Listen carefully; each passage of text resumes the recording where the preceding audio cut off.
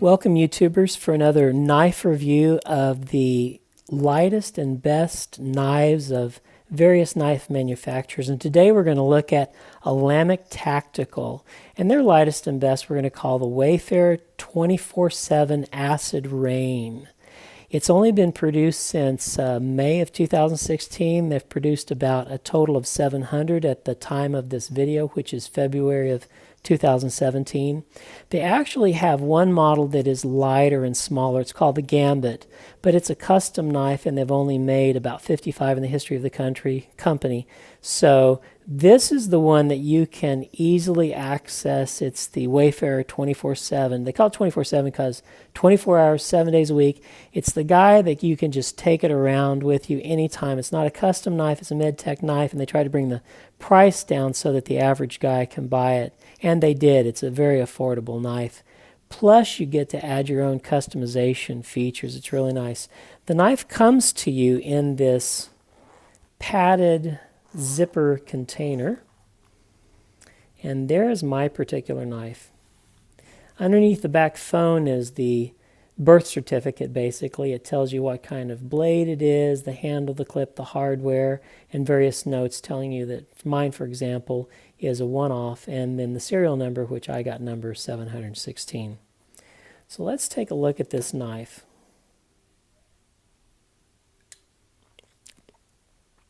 Completely beautiful. As I've mentioned, the guys started making knives in 2010, and they were working with a Russian entity, and they were making Damascus fixed blades, and they sold very well, and so they wanted to move on to the folding knives. And they partnered up with a company that does their CNC machining in Italy, both of their blades and their handles, and so in 2013 they started making folders. And this is the Wayfarer 24/7.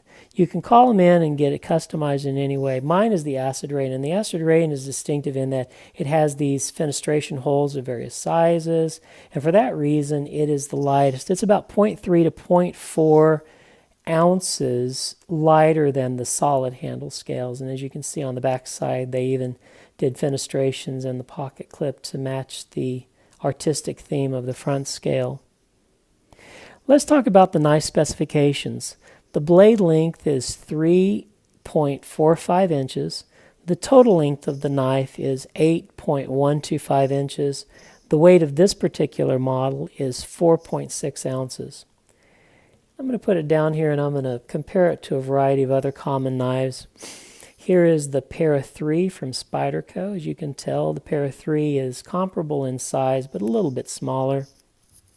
Here is the Zero Tolerance 0562, and this is the one that is a little bit larger in the handle, I believe. The blades are pretty much similar. Here's the Benchmade 531 Pardue, and the handle is a little bit shorter, as is the blade. And then the Browse Insight. As you can tell, the Insight is a little smaller as well. And then comes the Southern Grind Spider Monkey, which is a little bit smaller as well. And last but not least, the Benchmade 940 Osborne. The Osborne looks like it is about the same size, both in handle and blade length. So you get an idea of what size of knife that we're dealing with here. The blade steel is M390, which is one of my personal blade steel favorites. The blade is a drop point blade with a high saber grind and swedging on the spine. The jimping provides good traction. There's an internal stop pin, so you can't see a stop pin at all. The blade is sterile except for maker's mark on the show side, which says Olamic Tactical. And then on the clip side, it has the type of blade, which is M390. The oval thumb stud now is mostly for aesthetics.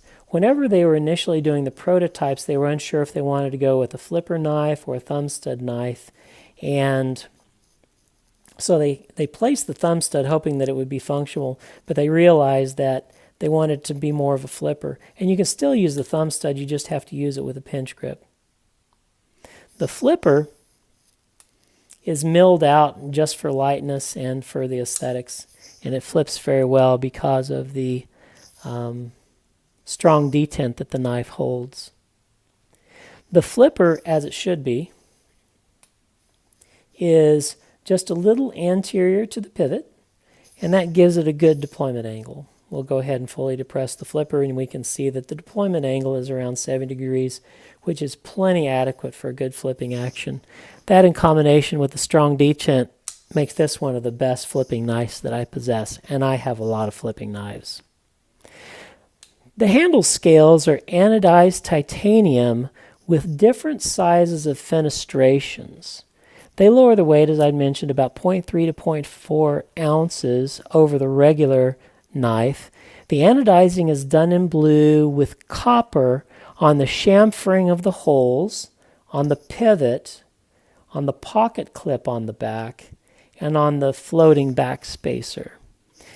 I was talking with Eugene Solomonic, and he says this is quite a process. He forgets which one came first, but I believe as when you're electrically anodizing knives, the copper color comes before the blue. So what they had to do was they do the copper anodizing, and then they have to cover the copper anodizing with a lacquer to protect it from being anodizing, and then they carefully anodize the rest of the knife blue, and that gives you this wonderful two-tone. But it's a lot of work to do that, and they just put a lot of love into this knife, and I appreciate them for that. On the inside, you can see it has some writing. It says Wayfarer 24/7, which is the model of the knife, and then it says T671. 671 is the model, the serial number of the knife that I have. There have been, to the date of this taping, which is February of 2017, about 700 of these produced, and I have number 671 more or less. The T stands for 24/7 because 20 starts with a T.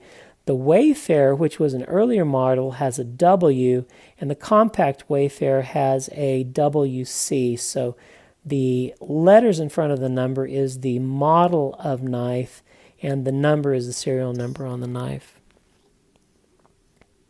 The pivot of the knife is on steel caged bearings which roll against thrust washers that are stainless steel as well as a steel race. The pivot collar is made of titanium and has a proprietary hardware, but they did the right thing. They provide you with their proprietary pivot tool, and as you can see, you put the pivot tool in the pivot and you can unlock it nicely. That's a nice touch that they do. Not everybody does that. The lock is a frame lock with a detachable lock bar insert. And as you can tell, it's about 10 to 15% lockup. It flips very well, and whenever you lock up, the lock has no vertical or lateral play. There are two screws that hold in the lock bar insert, which also functions as an over travel stop, and right here you can see the part of the insert that functions as the over travel stop. The detent ball is made of ceramic, and the detent ramp on the tang makes for a smooth closing and opening. I'm going to just open this slowly so you can kind of get a sense for it. There, you hear one click. I want to contrast this with another knife of another maker. This is Chris Reeves, and everybody's knives end up getting compared to Chris Reeves ultimately because he's sort of the Sebenza is sort of the holy grail. So this is a small Sebenza, and I want you to listen to it. Chris Reeves does not provide a detent ramp for his knife, and so when the detent ball falls off the blade tang, it makes a distinctive clunk. You have a clunk of the detent ball falling off the tang and then a clunk of the lockup. Did you hear that? I'll do it again. And so it's a two-step clunk. The Olamic knife is done much better, and you don't hear that first clunk, you just have the clunk of the lockup. So the detent ramp, because it slides off of the blade tang, doesn't make that clunk, and it makes for a smoother action, and it makes for smoother closing as well as a nice flipper.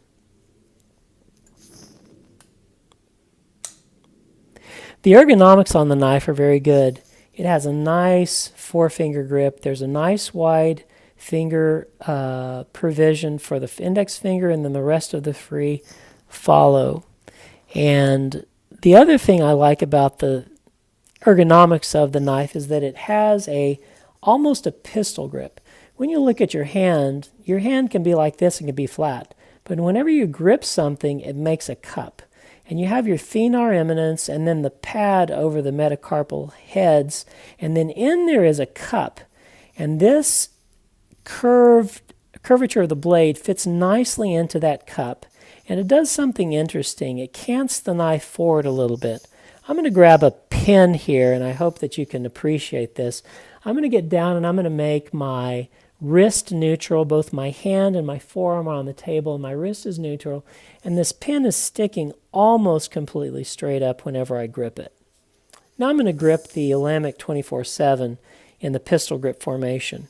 And I'm going to use the same neutral position. My wrist is flat and my hand is flat. And as you can tell, the knife is canted forward about 25 or 30 degrees. That's really nice. I'm going to stand up now, and I'm just going to put my wrist in neutral position, and I'm going to put it down like this. And my hand is almost in perfect cutting position without cocking my wrist. I'm going to grab the pin again, and then when I put my hand in neutral position, you just say, if this were a knife and it were flat like a stick, I would have to turn my wrist forward about 25 or 30 degrees, which is not a ergonomically comfortable position. So the pistol grip configuration of the Wayfarer 24/7 is very comfortable to doing cutting functions. Now let's talk about the pocket clip. I love the pocket clip.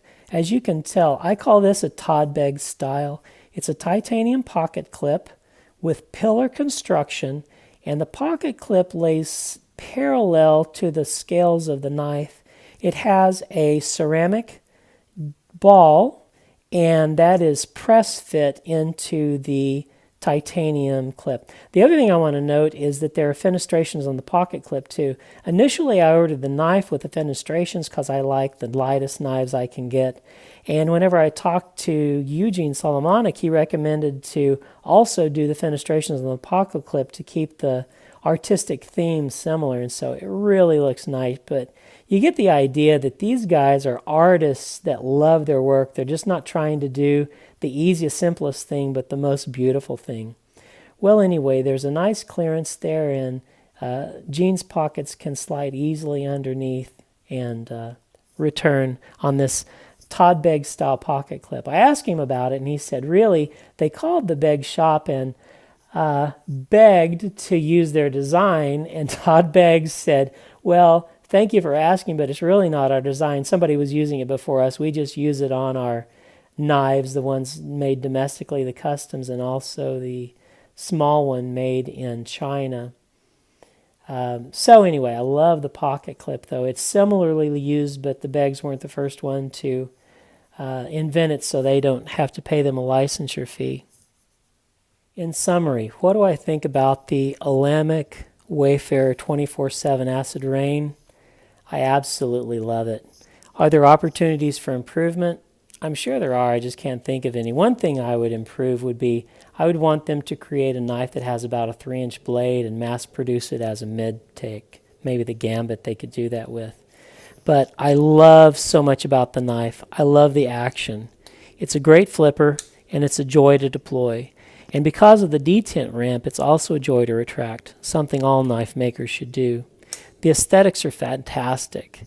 And they're fantastic because I got to design them. I chose the blue anodization with the gold chamfering, backspacer, pivot, pocket clip.